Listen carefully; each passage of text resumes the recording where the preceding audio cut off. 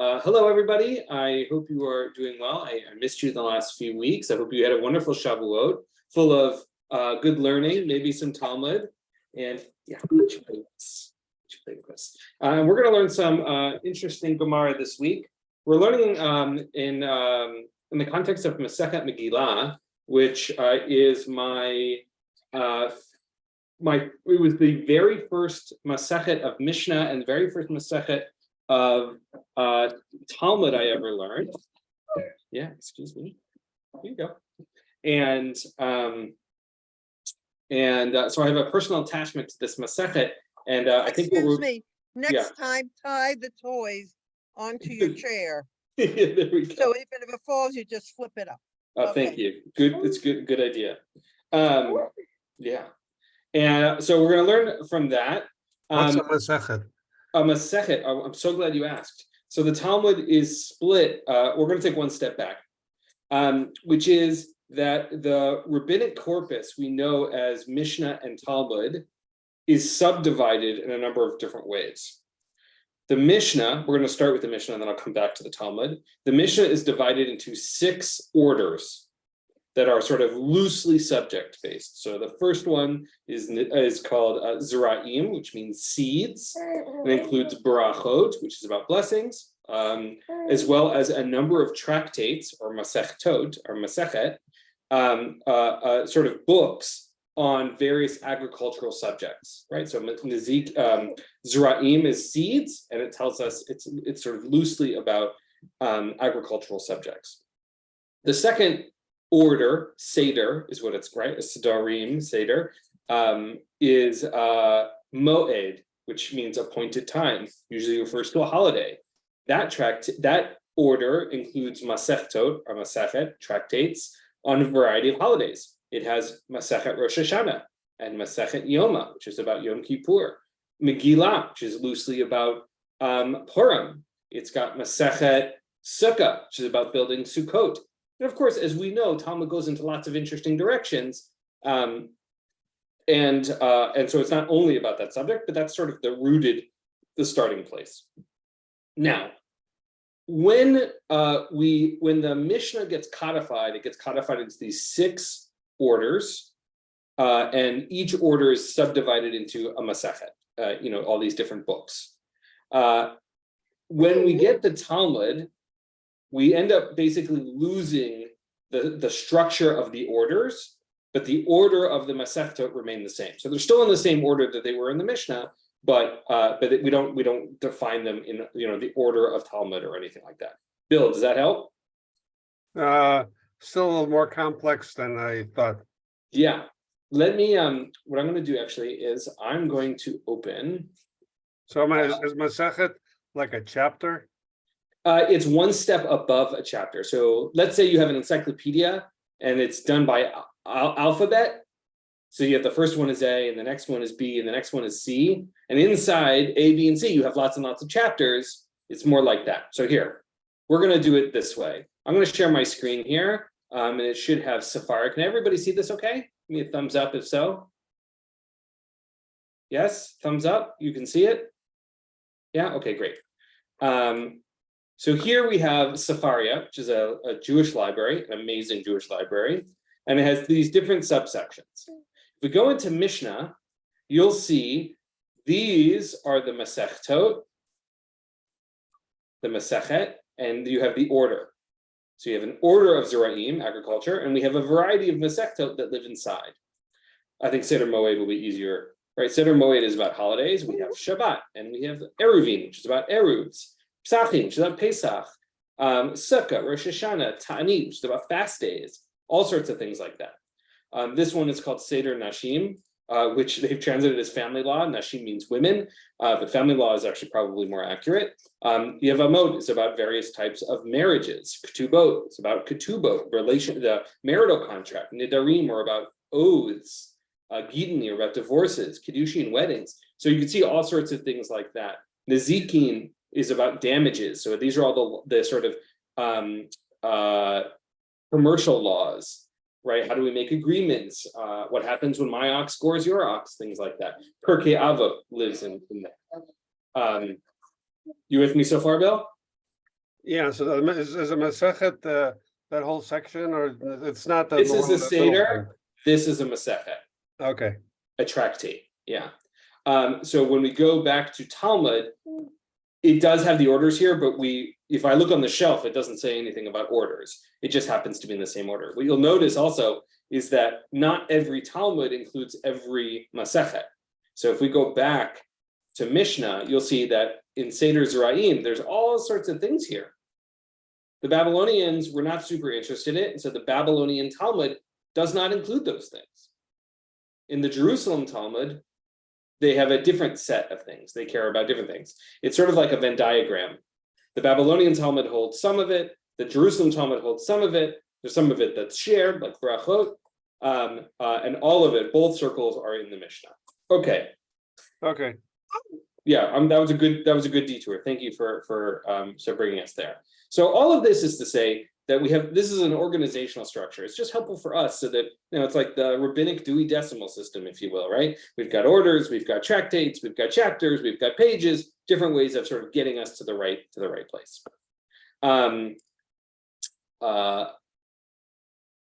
So we're going to learn in Masechet Megillah, which is loosely about Purim, but is often really broadly about prayer and Torah and things like that.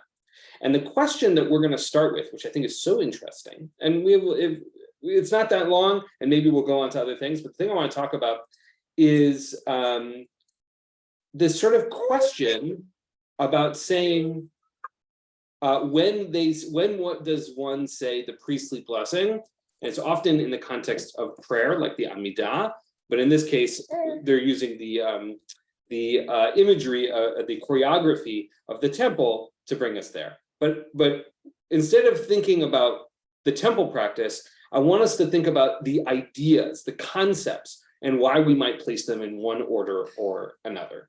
So can I get a volunteer to start and read this first paragraph for us? I'll do it.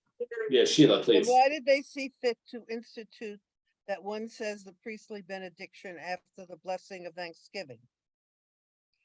As it is written, and Aaron lifted up his hand towards the people and blessed them. And he came down from sacrificing the sin offering and the burnt offering and the peace offerings, teaching that the priestly benediction follows a sacrificial service, which includes the thanks offering. Great. So we have all sorts of different kinds of offerings in the temple. And here we're getting a question about them, which is why did they, sort of the powers that be, institute, right, that one should say the priestly blessing after the blessing of Thanksgiving, right? And so just like when we have any question like this, the rabbis are going to be inclined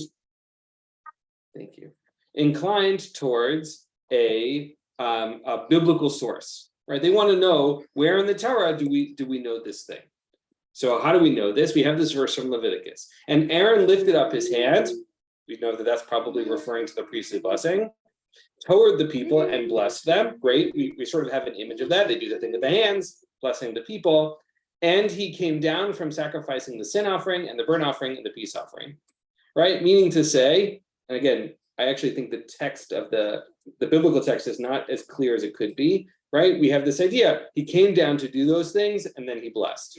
Now, I think we could read it the other way also, which of course is where the Gemara goes next.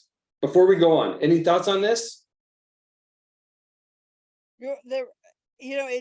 This is all before they had the Musaf or the Amidah, right?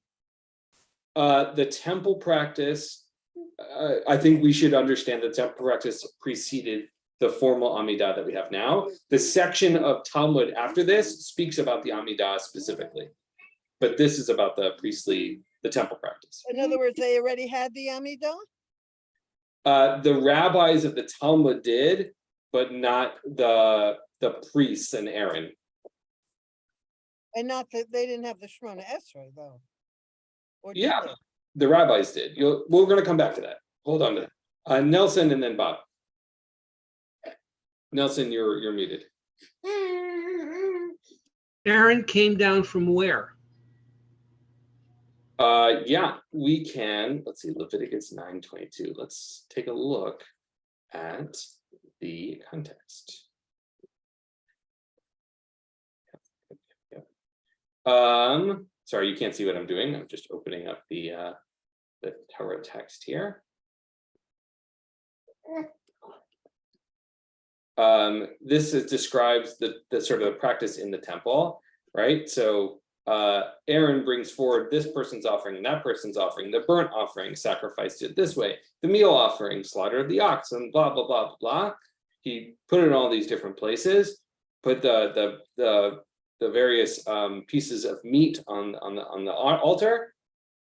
Aaron lifted his hands towards the people and blessed them. He stepped down, I think, from the altar, from offering the sin offering, the burnt offering, and the offering of well-being. Right here, it's more specific, right? Where it says, here the translation says after, which is not necessarily in the Hebrew. That's the interpretation that the text is coming up with. And then they went into the tent of meeting, and when they came out, they blessed the people. The presence of the Lord appeared to all the people. Does that answer your question, Nelson? Great. Bob. Who's asking this question? Yeah, so I cut off the page that comes before this, but I think we should understand that this is sort of the anonymous voice of the Talmud. I don't understand why the question's being asked. Yeah, so there's like a whole discussion that happens beforehand that sort of gets into the weeds that I didn't think was as interesting. So, Okay. I think there is a context here that I've cut out. I hope that that's fair. Trying to give you the best, the nuggets, you know.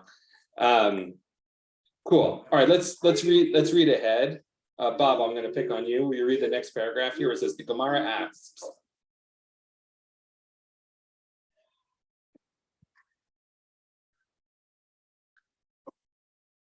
The Gemara asks, but the cited verse indicates that Aaron blessed the people and then sacrificed the offerings.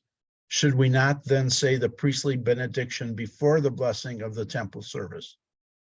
The Gemara answers, it should not enter your mind to say this as it is written, and he came down from sacrificing the sin offering. Is it written that he came down to sacrifice the offerings, implying that after blessing the people, Aaron came down and sacrificed the offerings? No, it is written from sacrificing, indicating that the offerings had already been sacrificed. Amazing, right? So here the question is, does that verse say what we think it says? Right? Maybe it's the other way around. And then the Gemara says, La salka da'atach, this 3-word phrase right here. It should not enter your mind, meaning to say, don't be silly. This is obvious, which of course rarely means it's actually obvious. But it's telling us this should not enter your mind. This shouldn't occur to you. Something else should occur to you instead. And how do we know? The text of the verse itself says, Vayered, and he went down. Yerida means to go down. It's the opposite of aliyah, to go up. And what is the preposition here? And he went down from doing the offering, from sacrificing the sin offering. So if you're coming down from something, it means you've already done it and you're now about to do the next thing. Meaning to say, even though the verse says, and we come up here, and Aaron lifted his hands up to the people and blessed them, it's only coming, it's in the first half of the sentence, but it doesn't mean it's happening first. Everybody with me so far? Right? The issue is that it happens in the sentence first, even if it didn't happen first. That's the nuance here. Let's keep going. So then the Gemara asks, hey, Nelson, I'm going to pick on you. I know you're about to drink something. And read this paragraph here. The Gemara asks. I'm coming down from drinking. The Gemara asks, if as derived from this verse, the priestly benediction follows the sacrificial service, the priestly benediction should be said immediately after the blessing of restoration of the temple service, without the interruption of the blessing of thanksgiving.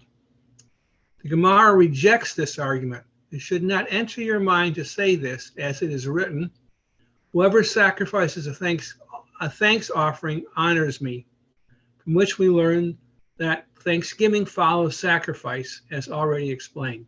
Great.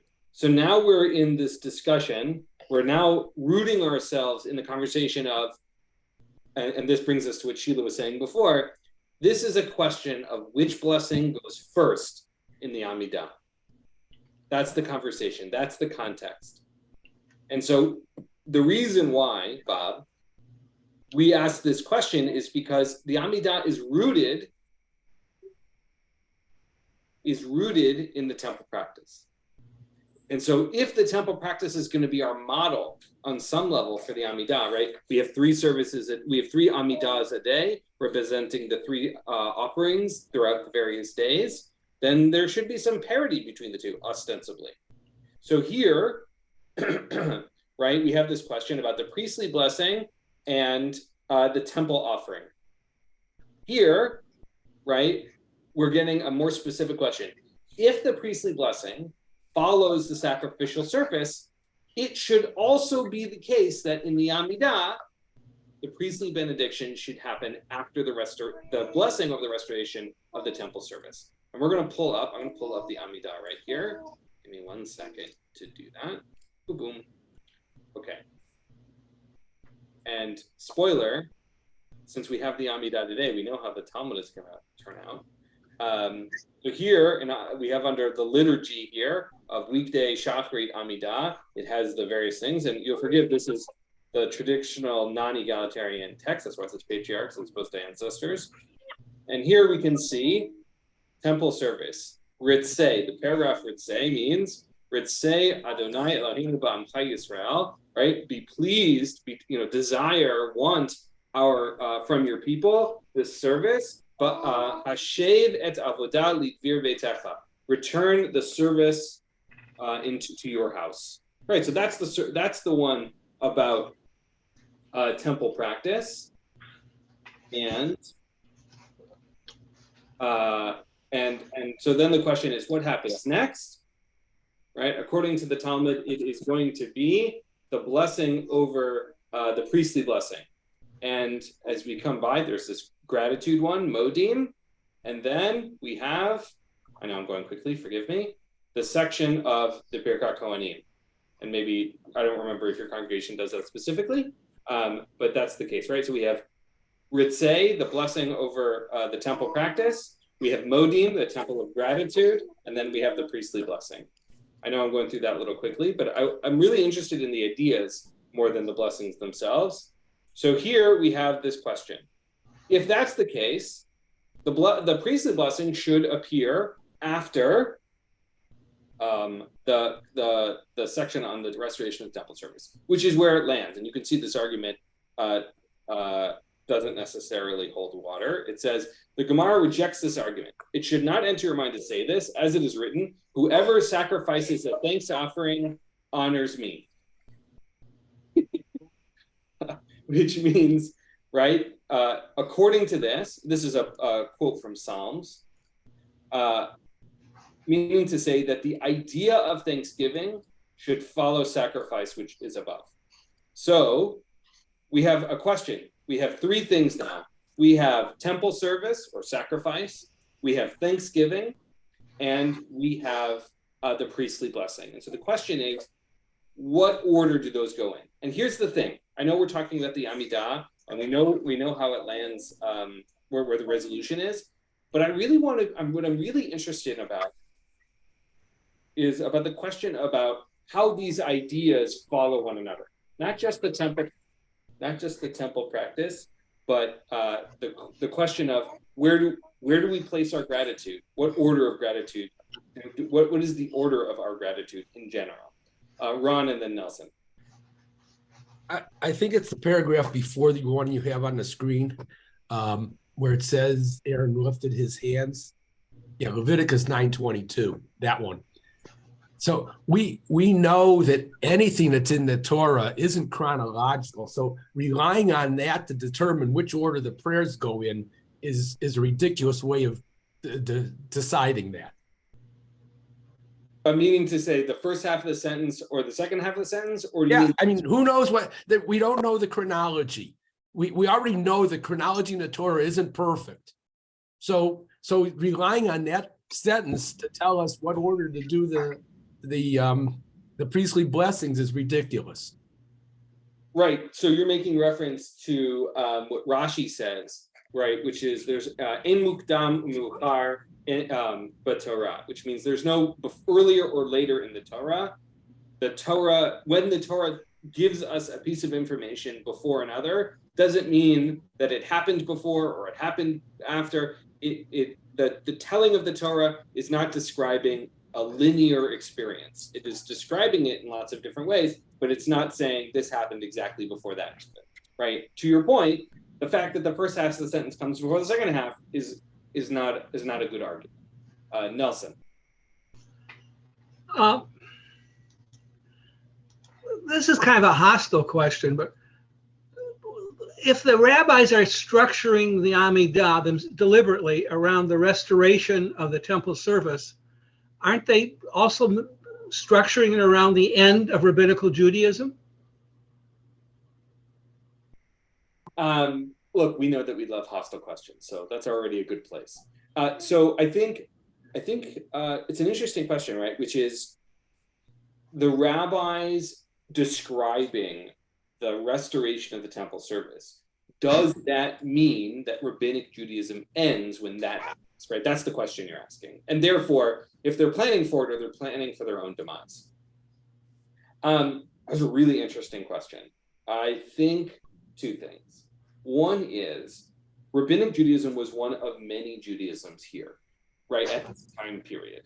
And only now that rabbinic Judaism is such a complete success in the sense that we don't even use the word rabbinic to describe Judaism anymore. That's how effective they were, right? It's hard for us to imagine the competition that was happening at this time with a few hundred thinkers and perhaps their small communities relative to the broad Jewish thing. So that's the first thing. The second thing is, I think that the rabbis are imagining a time period in which the temple service exists. I think that they imagine that a future Judaism is a synthesis of rabbinic and temple practice. Like, I don't think that they see those as fundamentally separate. Like, they, I think, are really seeing their Judaism as a continuation of, and so that the restoration of the temple wouldn't contradict that. But I think at the same time, right, certainly the early rabbis before the Talmud were living in a world in which they believed the temple would be rebuilt speedily in their days in a much more manifest way than we do. As time dragged on and the temple was not rebuilt, we see that moves away. Yeah, Sheila. What do you mean by how did they perceive the temple being rebuilt? In the same format they had before or different?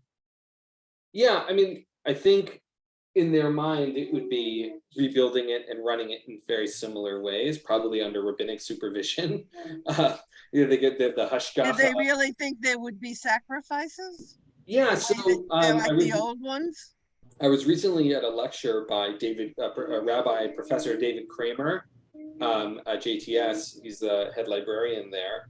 And the lecture was about something else, but in it, he was making the comments that, the rabbis had a pattern. The Jews had a pattern at the time around the temple, which is the temple was destroyed, and then it was rebuilt within 100, 75 or so years, right?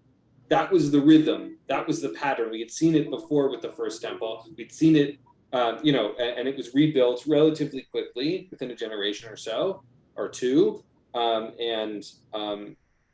That is part of why when the destruction of the temple happened in 70, the Bar Kokhba revolt happens at exactly the same moment afterwards. So the Mishnah is in the context of the temple existing, being destroyed, and the Bar Kokhba revolt.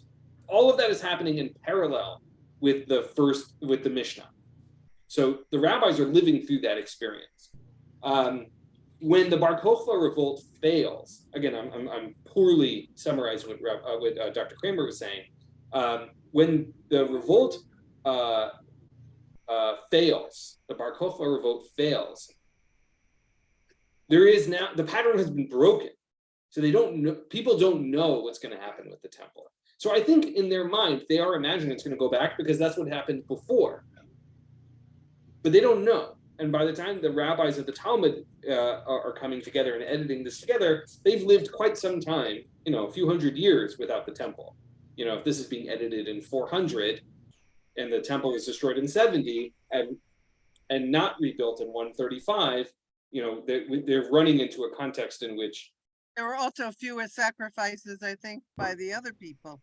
You did the Christianity by this time did not have sacrifices for sure. Yeah, I'm not. Well, I mean, yeah.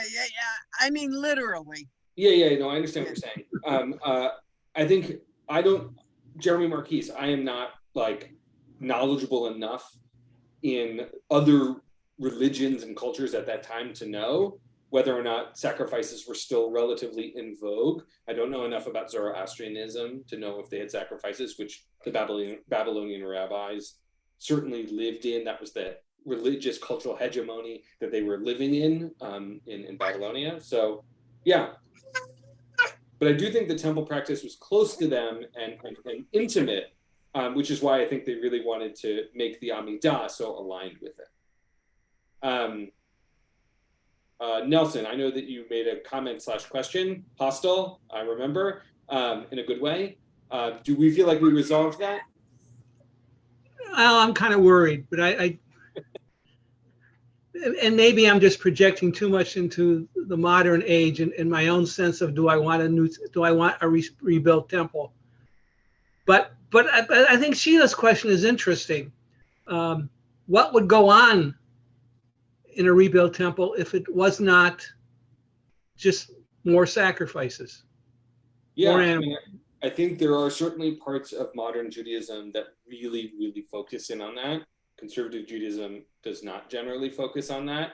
And in fact, if you notice in many conservative Sidurim these days, the language has moved from future tense to past tense. We did this, it was special, as opposed to we want this, it will be special.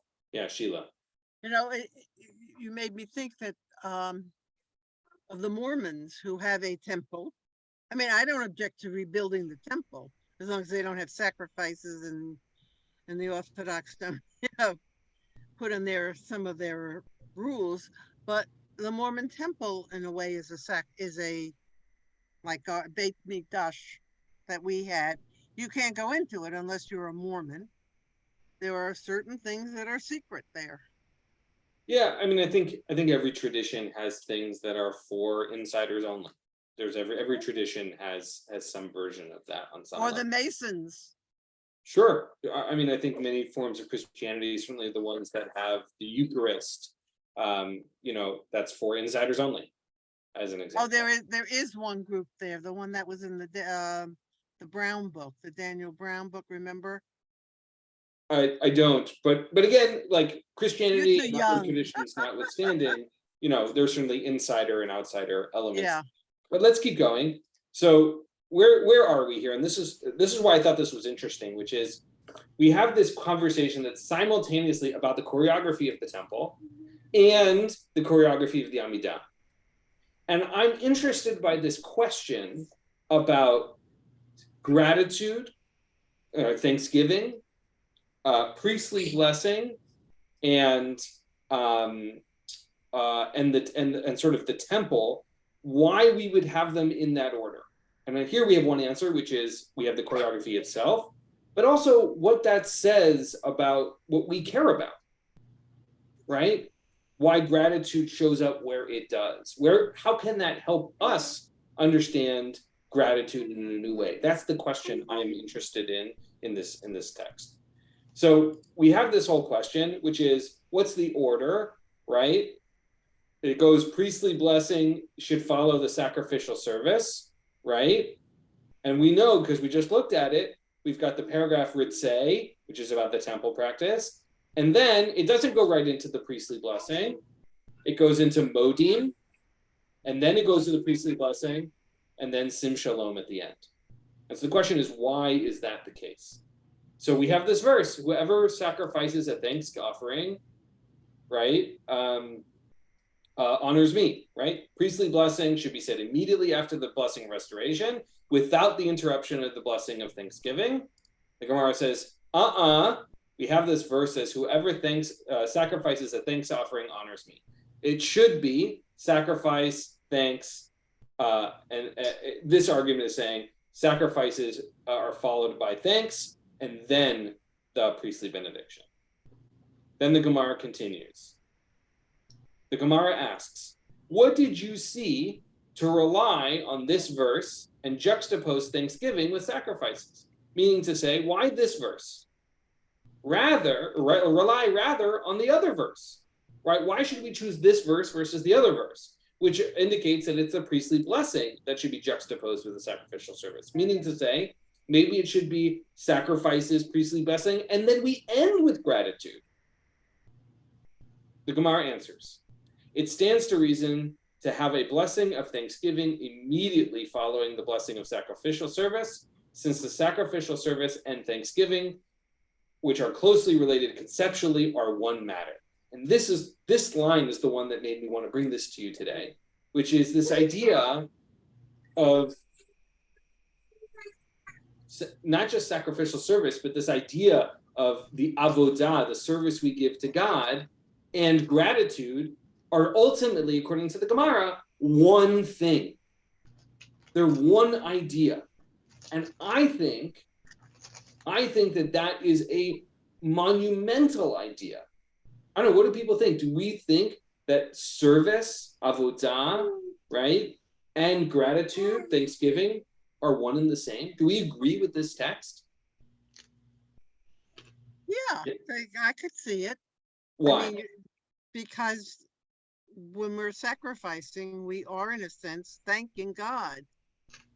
We may be, it's the same thing with the prayer. What is it? You praise God, you ask for something, and then you say thank you. That's the basis of prayer, of any prayer, actually. Right. And or any request. I mean, it should be like you praise someone first. You say, oh, mommy dearest, can I have ice cream? Oh, thank you for letting me have ice cream. Right. And especially because in the modern rabbinic world, we replace the avodah, the service to God in sacrifice, with the amidah, right? Which we consider our avodah in so many ways, right? So already we're starting to get the sense that prayer and God's service to God and gratitude are interconnected ideas here. Okay, so when you're finished with the prayer, so you say the priestly benediction comes because the priestly benediction isn't thanking God. It's blessing the people. Correct. It's blessing the people. So it's almost like saying, first we bless the animals. In the sense we're blessing the animals by giving them to God. Certainly that's if that makes sense. And then we're blessing the people. You see, I just did this. And that means God is going to send you a blessing because I did this. I'm making this up as I'm talking, by the way. So it may or may not make sense. In other words, because I went ahead and did the sacrifice, I am taking care of God, and now I will take care of you. I think right, what we're starting to see, right, for anyone who's written a paper or an explanation, right, if we build an outline of the ideas that we want to share, right, we want to say, okay, here's what I'm going to tell you, here are the main ideas, here are my proof, right, and here's my conclusion. And we put those ideas in order for a reason. We want people to know and understand what's happening at each level. And I think in part with the Amidah, and I think more broadly in life, we try and put the things that are priorities first, or we put things so that they naturally follow the next thing. And I think it's fascinating, right, where we take sacrifice and service, both in the broad sense and in the narrow sense, and it's followed by gratitude, and then it's followed by blessing of one another on some level, God blessing us. We're sort of present with it. I don't think there's one clear answer here, Sheila. Like, I'm not arguing with you about your description, but it's all wrapped up together. Yeah, Nelson. I want to talk about sacrifice in a more literal sense. Okay. And service. So if I donate to charity, in one sense, it's conspicuous. I have the resources, God-given resources, that I can afford to sacrifice, to give away. But Maimonides says it shouldn't be that way. An anonymous gift is better than a named gift. It's higher. Okay. And maybe that's why he says that. You know, it shouldn't be conspicuous. It should be just from your heart. So I think there's one an important thing that you're doing, which is worthy of sort of pulling out, which is if giving tzedakah is equivalent to sacrifice. Now, sacrifice is an English word for something that we're using to describe here. And so on some level, in modern nomenclature, we might say, okay, I'm sacrificing my resources to give to others, right? And that's how we get from one place to the other. But I think it's important for us to also keep the context of why we have the sacrifices in Judaism as distinct from the way we use the word, right? Because on some level, the sacrifices are about absolving ourselves from guilt. We've done something wrong and our sacrifices are there to solve the problem. It's our traffic ticket payment. We've made a mistake. We're now resolving it with the resources that we have. Or on a communal and an individual level. We also have, the various other offerings that are gratitude focused. So I'm not disagreeing with you, but I do want to highlight that the jump from I have resources, I'm giving them up, and the reason why that is, right? That's the point you're making with Maimonides. If I'm doing it because I want to be public, Maimonides is saying tzedakah in a public nature is not as desirable as tzedakah in a private way, right? The question, I think, is... But also, I think that please. Sacrifice means drawing closer to God. Yeah. And if you're really trying to draw closer, then don't wave the flag. Nice, right. Meaning to say, right, I'm just going to make sure I understand what you said, that if sacrifices it's a vehicle of bringing us close to God, then it's our publicity of that sacrifice is an impediment almost, which then aligns Maimonides' tracks with sacrifice here. That's really interesting. Yeah, I see where you're going with that. Yeah, it's cool when we start to place these ideas in order and what they do for us. Let's come also to the people would know. We have to remember that the people don't know what's going on back there. Right. They don't have to sort of announce it. Hey, right, they don't know what kind of sacrifice did we make? What are we doing? Let's thank God. Right. They pull the goat out with the red ribbon for Azazel because the people don't know what's going on. I think that's a good point too. So did they do sacrifices between the first and second temple? I'm sorry? Did they have sacrifices in the 70 years between the temples? They did not. What did they do? It was a time of tremendous innovation. I mean, first of all, they weren't. half of them were in, at least half of them were in Babylonia. Um, Not Babylonia. yeah, yeah. yeah, Babylonia. They were exiled. So Yeah, there were a lot of people in the Romans didn't have exile, but the Babylonians did. And so yeah, I mean, I think part of our tradition of prayer comes from this time period where we had no other choice. Let's come to the end of the sugya, and then we can sort of like talk about all the ideas together. Why did they see fit to institute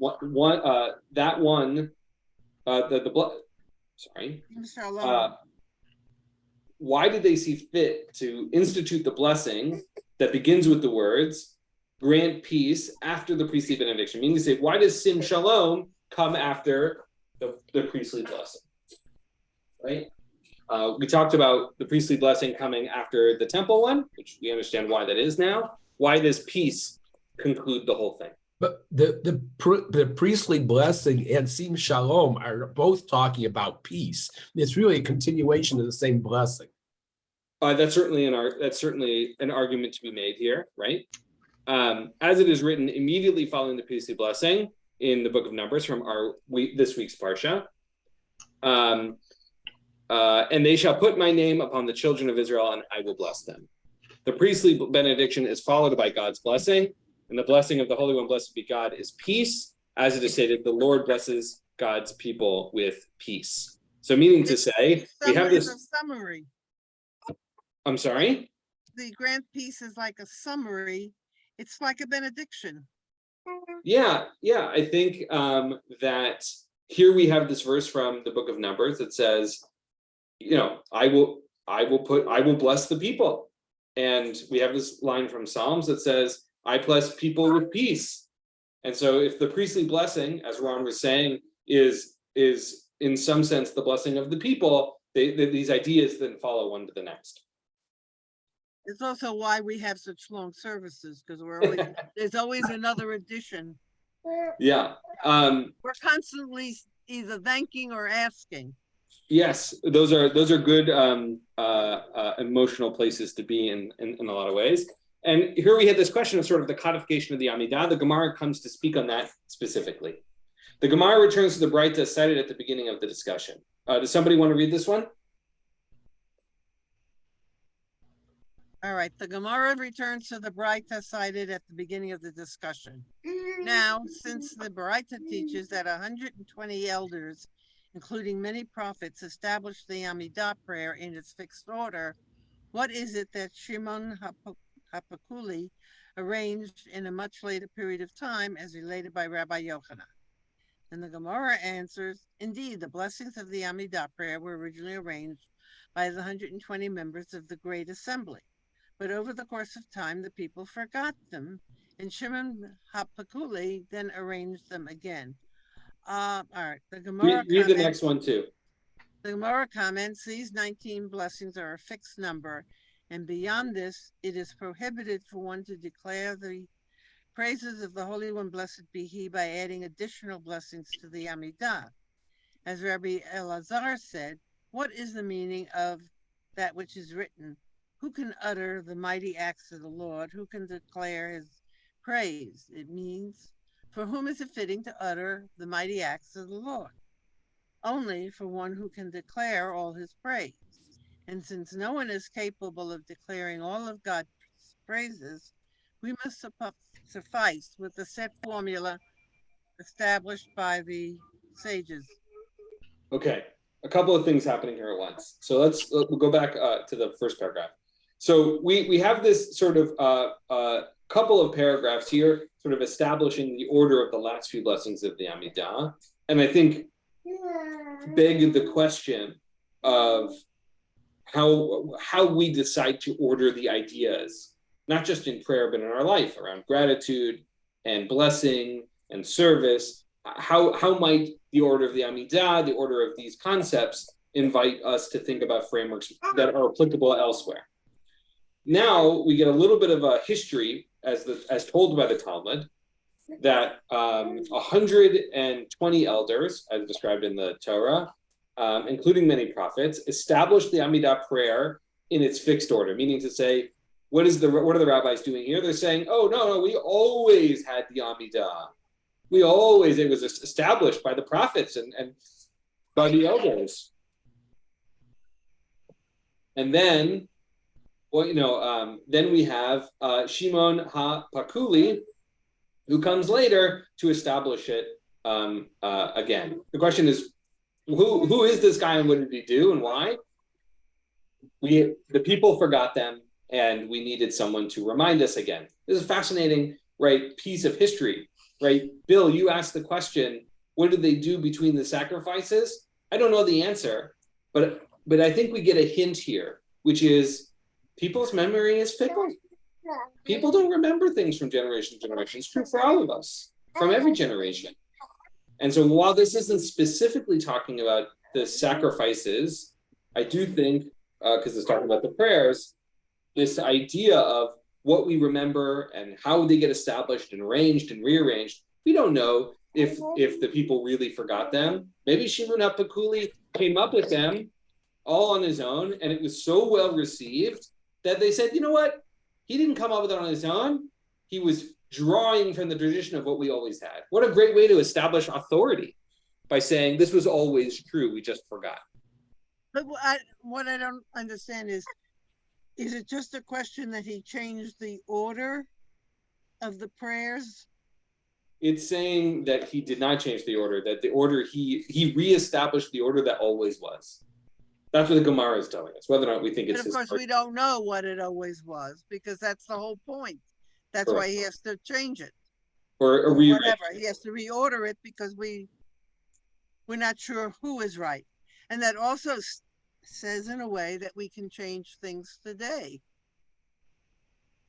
I don't think this paragraph necessarily does that, but I do think that's true. Isn't that conservative Judaism? And I mean, we're saying, okay, we could change some of them slightly. We can, I mean, like adding the women or adding the women is not part of the request.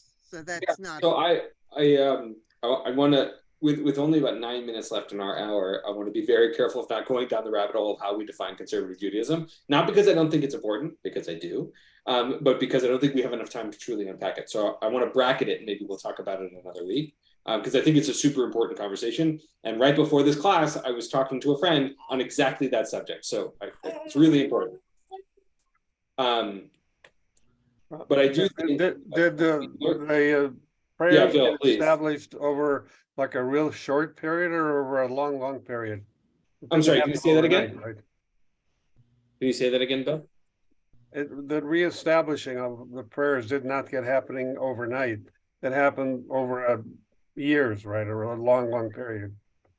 Yeah. I think we're talking about, the 120 elders and the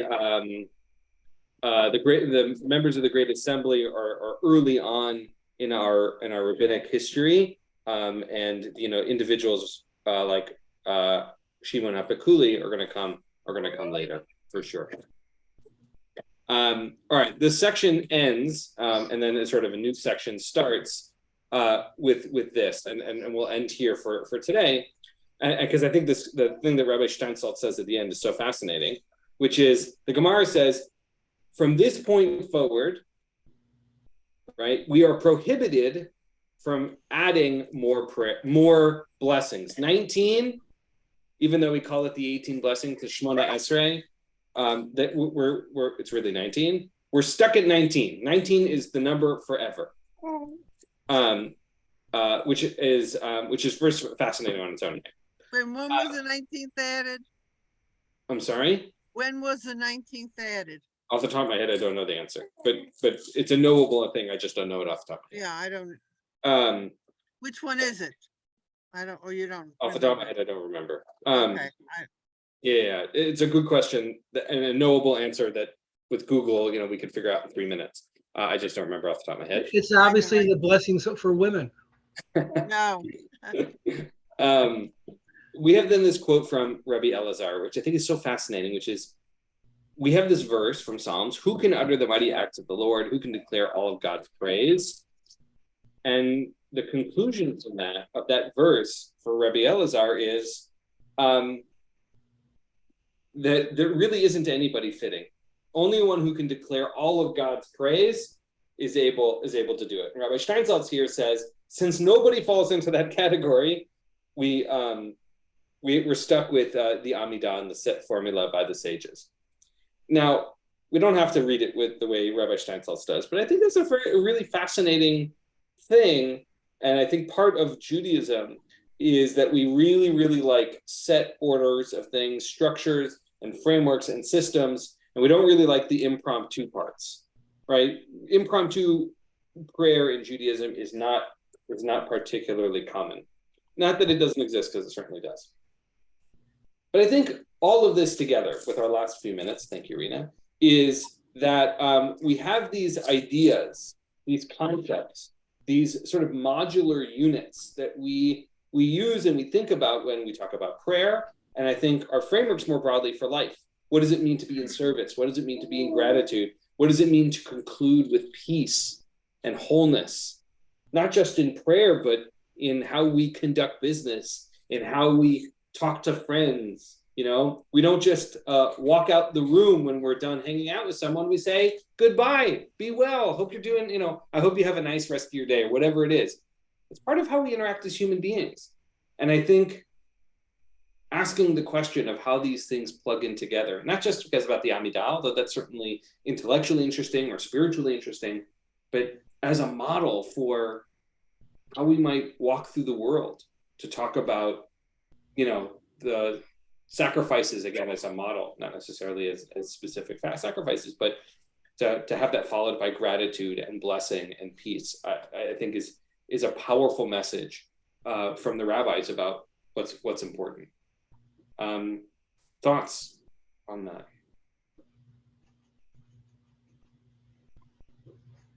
Well, why did it say that we were stuck with 18 or 19 forever? Why could we not add any? Well, here this particular paragraph does not explain the reasoning. I think the answer does exist. I just, off the top of my head, I don't quite remember. I'm not afraid to say I don't know what I don't remember. But I think there are certainly a number of cases where the rabbis will establish something and say, okay, nobody's allowed to change it, without giving a lot of reasons. And I'll give you an example of that. The rabbis use a logical construction called a gezeira shava. And then they say nobody else is allowed to do it because it's too dangerous. Because if you do it and you don't know what you're doing, you could cause unknown, and harmful interpretations. So I don't think that this falls into that category, but it's a good question. It's a good question. Nelson? How do we know that the Great Assembly was Orthodox? My Orthodox son tells me they were Orthodox, but how do we really know that? Well, I think Orthodoxy is a relatively recent invention as Reform and Conservative and Reconstructing Judaism and Hasidut. These things all come out of the last few hundred years. I don't think I would describe the members of the Great Assembly as Orthodox. I don't think that existed as a framework in early rabbinics. I just don't think that is a thing. I don't think that would be an accurate description. Certainly early on in Judaism, there were the questions of, are you a Karaite Jew? Are you a rabbinic Jew? Or are you a descendant from the Essenes or the Pharisees or the Sadducees, right? There's all these different ways that we construct and break down the Jewish world. And so I don't think it would be a historically accurate description to describe the members of the Great Assembly as Orthodox. We all look back to the parts of Judaism and say, oh, they were just like us. I think that is honest and that is true. And I could certainly make an argument why I think rabbis of the Talmud were like conservative Jews. It wouldn't be historically accurate, but it might be intellectually interesting and really more about how we draw our ideas from them as opposed to applying our ideas to them. Does that make sense? Well, it makes sense, but it also says that when we say, well, they weren't conservative, that's a different kind of not than the Orthodox are not conservative. It wasn't an option for them, but they may have had ideas which lend themselves towards conservatism. Well, I mean, Orthodoxy as a movement comes out as a response to the establishment of Reform Judaism in the 1800s. We just use different words and different categories to describe different ideological breakdowns in Judaism. I think it would be historically inaccurate to say that the members of the Great Assembly were Orthodox. We just, the Judaism looked so different over the course of 1800 years. It didn't look like it does now. That's my view. Bob, and I'm going to give you the last word. A great Jewish source, Wikipedia. And I looked up the Great Assembly, and it says they were what they did was the introduction of the Feast of Purim and the institution of many prayers and rituals, including the Amida prayer. So they were changing the practice.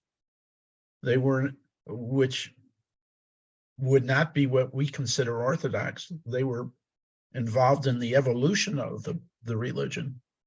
Yeah, I mean, I think it's really important for us to understand, right, that the rabbis were a tiny minority of Jews, and we have to take the descriptions of early Judaism with a grain of salt, because they described themselves with lots of power and authority that wasn't historically accurate. Doesn't make it not emotionally true. It doesn't mean that the Great Assembly didn't exist. There certainly could be a body of rabbis and leaders who came together to establish new rituals and establish the ways of doing Judaism. And just like with every other generation, things changed and altered and got evolved. I think Bob, you said it exactly right. Nelson? To be fair to my Lubavitcher son, he would say that the Great Assembly had insights that we lack.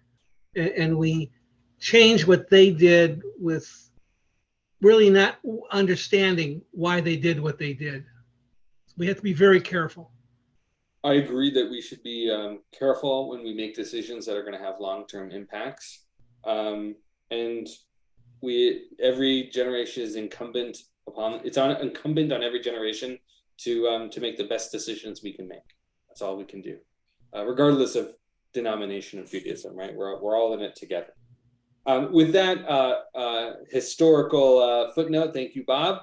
We're going to end class there. We'll see you next week, and we'll learn a different piece of Talmud. Thank you for going on this journey with me. Thank you. Thank you.